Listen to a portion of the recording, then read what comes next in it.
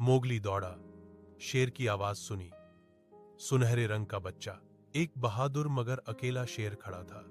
यह सिम्बा था, जो अपने जंगल से बिछड़ गया था।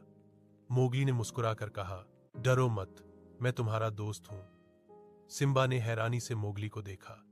वह इंसान को पहली बार इतने करीब देख रहा था, मगर मोगली की आंखों में दोस्ती थी। दोनों ने एक दूसरे को अपनी कहानी सुनाई। मोगली ने बताया कि वह भी इंसान होते हुए जंगल में पला बढ़ा है, जबकि सिम्बा ने अपने बादशाह बनने के ख्वाब का जिक्र किया। बातों बातों में उन्हें एहसास हुआ कि हिम्मत, दोस्ती और सच्चाई दोनों के दिलों में एक जैसी है।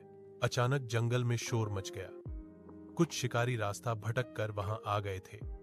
मोगली ने अपनी समझदारी से पेड़ों के रास्ते जाने और सिम्बा ने अपनी दहाड़ से शिकारियों को डरा दिया।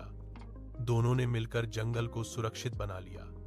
शाम के समय वे एक ऊंची चट्टान पर बैठे सूरज को डूबते देख रहे थे।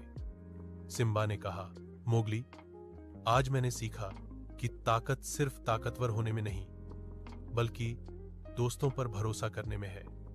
मोगली ने जवाब दिया, और मैंने सीखा कि दिल का सच्चा होना हर जंग जीत लेता है। अगले दिन सिम्बा अपने जंगल की ओर रवाना हुआ और मोगली अपने रास्ते पर चल पड़ा। दोनों जानते थे कि यद्यपि उनकी दुनिया अलग है, मगर दोस्ती हमेशा उन्हें जोड़े रखेगी।